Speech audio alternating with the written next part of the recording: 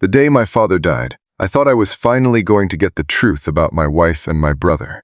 I had spent months collecting pieces, secret messages, late-night calls, lies that never fully added up, and I was certain his final video would confirm everything, that they had betrayed me, that my family had destroyed me behind my back. But I was wrong, because the moment I pressed play, my father wasn't exposing them at all.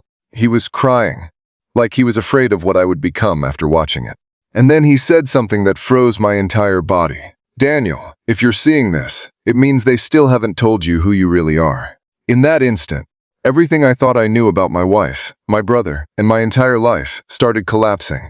But before we start today's story, please subscribe to the channel and like this video. My name is Daniel Carter, and I'm 34 years old. The screen flickered as the video stabilized. My father was sitting in his study, the same room I grew up walking into as a kid, asking him for help with homework, life decisions, everything. But the man in that chair wasn't the same strong father I remembered. He looked broken. His face was pale, his eyes heavy, like he hadn't slept in days. Or maybe weeks. And the worst part, he kept looking away from the camera, like someone else was in the room with him. I leaned forward. My hands were already sweating, because I knew why I was watching this. For the last 6 months, my marriage had been falling apart in silence. My wife, Emily, became distant, always busy, always secretive with her phone. And my brother, Ryan, the one person I trusted more than anyone, started avoiding me completely. At first, I thought I was being paranoid. But then I saw them. A message on Emily's phone, deleted too fast for me to fully read. A late-night call she claimed was work. And Ryan, laughing at something on his phone the moment I walked into the room, then suddenly quiet. It all felt wrong. So when my father called me to the hospital 2 weeks ago and said, "Promise me you'll watch this video alone when I'm gone," I knew something was coming. But I never expected this. On the screen, my father finally looked directly into the camera. His voice came out low and shaky. "Daniel, I don't have much time left, so I'm going to say this once." He paused, swallowed hard, and then continued. "You think this is about Emily and Ryan, but it's not." My chest tightened instantly. "What do you mean it's not?" I whispered, even though he couldn't hear me. My father wiped his face quickly, like he was trying to stay in control. "There are things I should have told you years ago. Things I buried because I thought I was protecting you." He leaned forward, and that's when I noticed it. A brown envelope sitting on the desk behind him, with my name written on it. Daniel Carter. My stomach dropped. I had seen that same envelope at the hospital, but he refused to give it to me. He said, "Not yet." "Not yet?" My father's voice cracked as he continued. "If you're watching this, then I'm already gone, and that means I failed." My throat tightened. "Failed at what?" I muttered. Then he said the sentence that changed everything. "I failed to keep the truth from reaching you too late." A loud noise suddenly came from somewhere off camera. My father froze. His eyes shifted toward the door behind him. Fear flashed across his face. For the first time, I saw him like a man, not a father. Like someone being watched. He quickly leaned closer to the camera. "Daniel, listen carefully. Whatever you think you know about your marriage, about Ryan, it's only the surface." My heart started racing. "Then tell me the truth," I said out loud. He shook his head slowly. "I can't say everything, not in this video." My anger rose. "Then why make it at all?" He looked down for a second. And when he looked back up, his eyes were full of something I had never seen before. "Regret." Because he whispered, "Because if I don't do this now, you'll never survive what's coming next." My blood ran cold. "What's coming?" I said. But instead of answering, he reached toward the desk and slowly slid the envelope closer to the camera. "My real message is inside this, and also inside something you've never looked for." My breathing got shallow. "What do you mean something I never looked for?"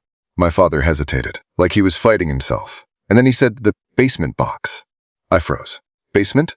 "We never had a basement box in this house." What was he talking about?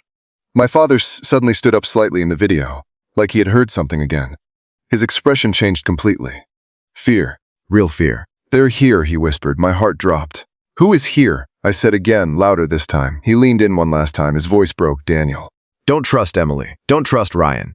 And don't trust anyone who tells you this is simple betrayal." My hands were shaking violently now. Then, a loud bang came from the video. The camera shook. My father turned. And in that moment, the screen went dark for half a second. When it came back, someone was behind him, and my father's face turned pale as death. The last thing I heard before the video completely cut out was his scream. "No, don't show him!" Silence. Black screen. Nothing. I sat there frozen, staring at my phone. Then it happened. My phone screen lit up. Incoming call, Emily. And I didn't move, because I realized one thing. My father's video wasn't the end of the truth. It was the beginning of a trap I had already stepped into. Emily's name was still flashing on my phone. The room felt smaller, like the air itself had thickened.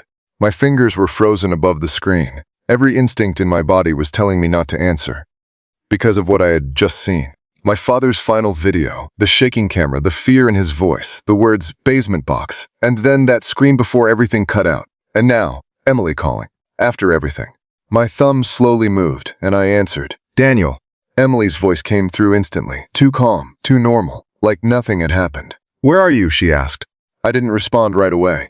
My throat felt dry. Why are you calling me? I finally said. A pause, then she sighed softly. Your father. He left something with me before he passed. My heart stopped. What did you just say? I whispered. She hesitated, like she knew she had to choose her words carefully. He asked me to give you something, but only after you watched the video. My grip tightened on the phone. So you knew about the video? Another pause.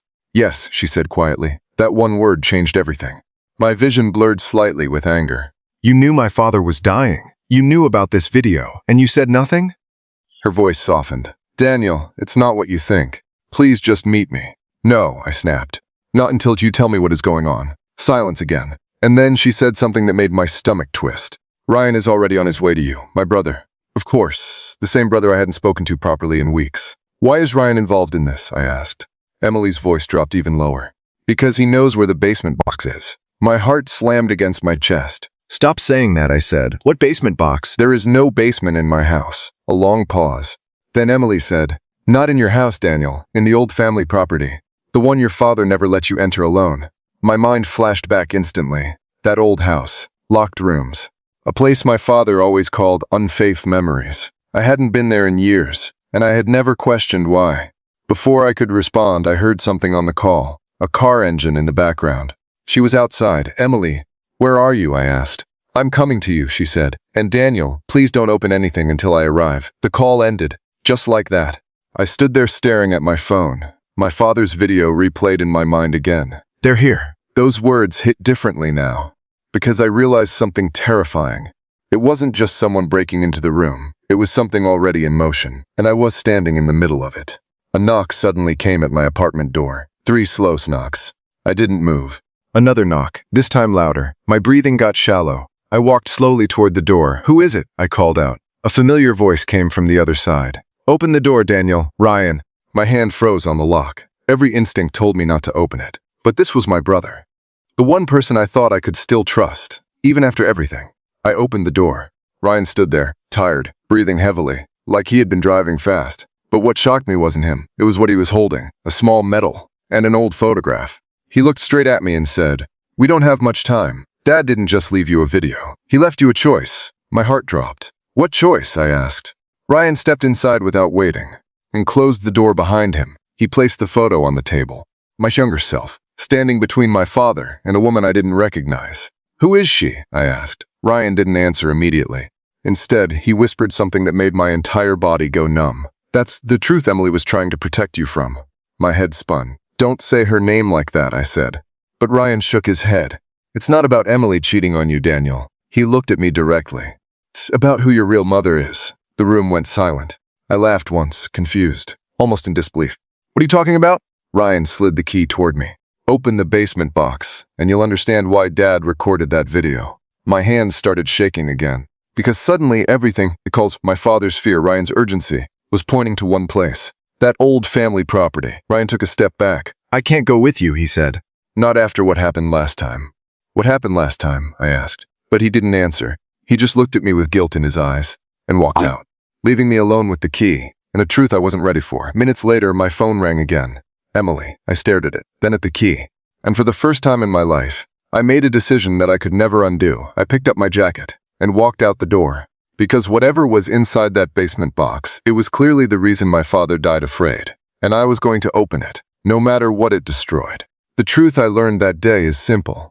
Family is not just blood or names on a paper. Sometimes the people closest to you are also the ones hiding the deepest truths from you. And I realized something I will never forget. The truth doesn't destroy your life. It only reveals the life you were already living without knowing it. If this story kept you hooked until the end, make sure to like this video and subscribe to the channel so you never miss another powerful story. And remember, sometimes the truth isn't what we expect, it's what we choose to believe before we have all the facts. Let me know your thoughts in the comments, and I'll see you in the next story.